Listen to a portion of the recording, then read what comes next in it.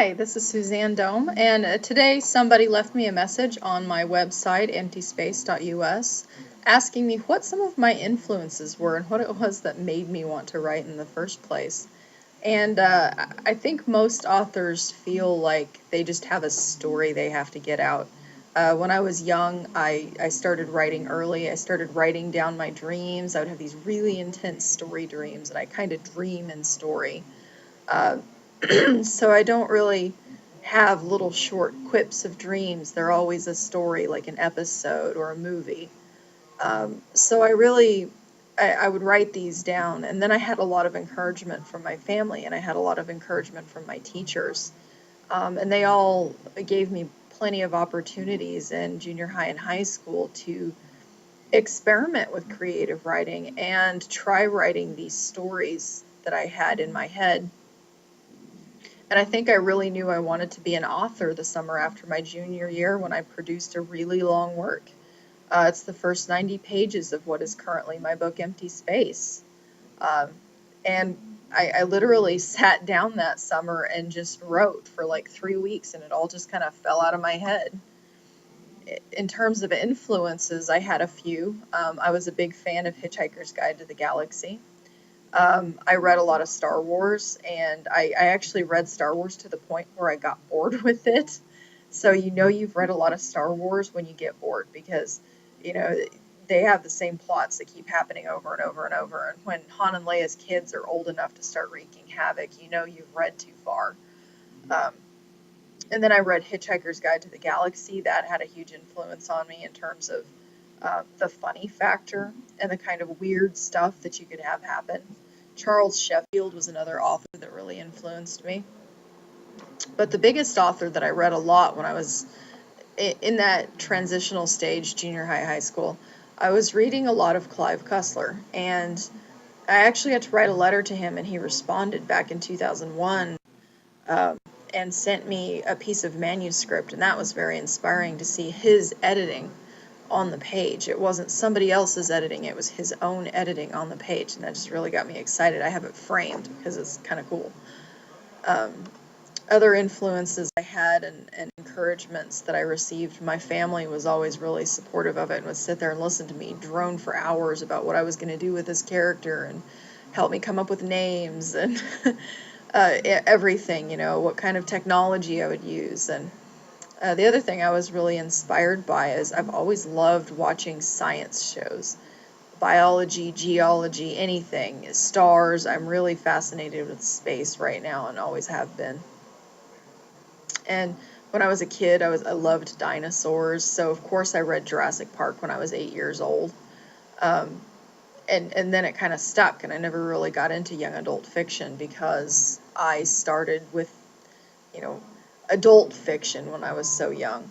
And maybe it is written at a younger language level, but hey, the content is where it counts. Um, I I really really loved um, any science fiction that challenged my mind. I loved, like I said, Charles Sheffield.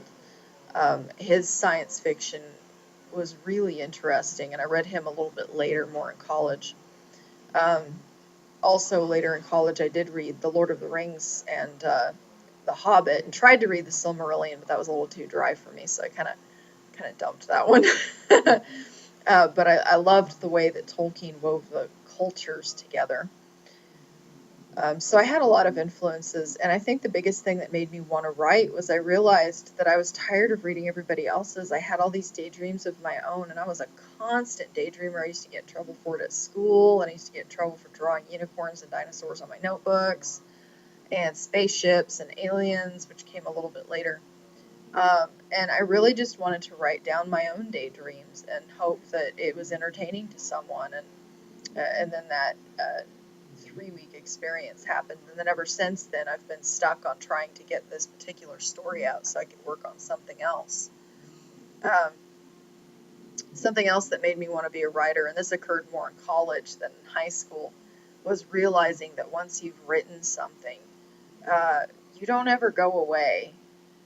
Kids are still forced to read 1984, and for 500 years, people have been reading Shakespeare. So even if it's not famous or even if it's not well liked, like Catcher in the Rye is so controversial.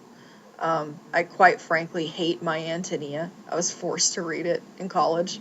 However, people still do read it because it is a piece of history. And I think once you've put yourself into words, you do kind of live forever in a way.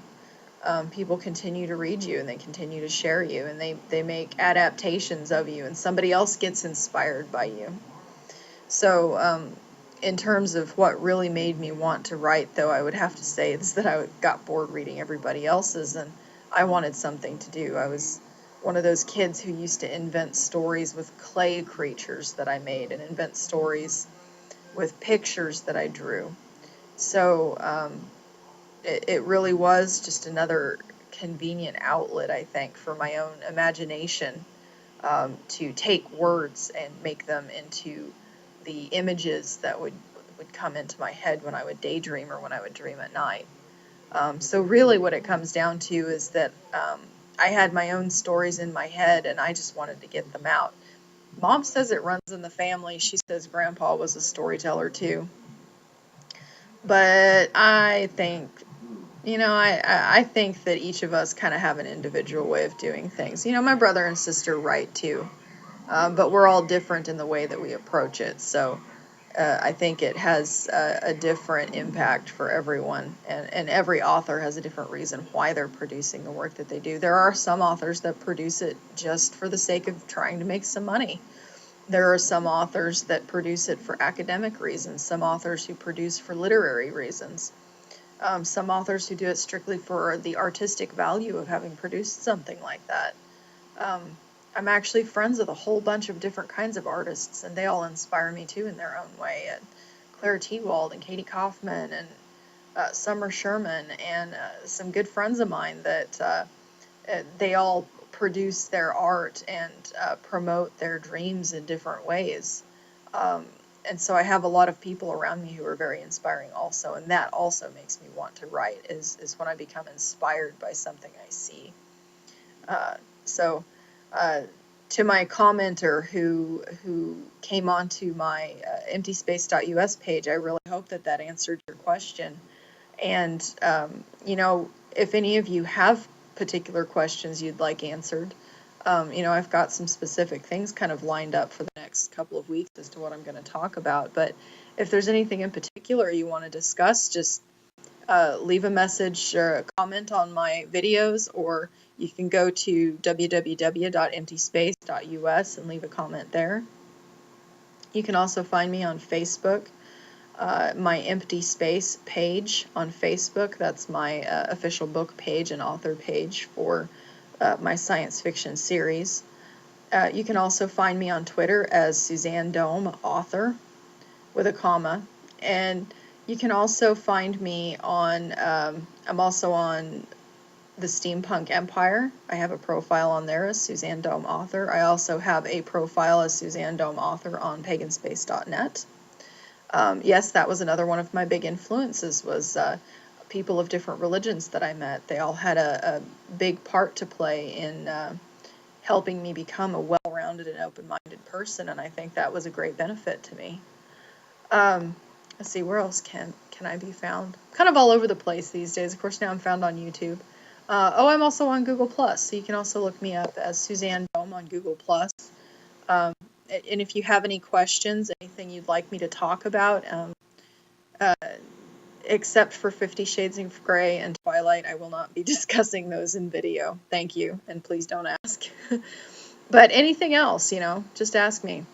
I think it's really cool that this person decided to ask me on my personal webpage, and I'm really happy that they did so. So once again, this is Suzanne Dome, author of Empty Space, signing off, and I hope you all have a lovely week.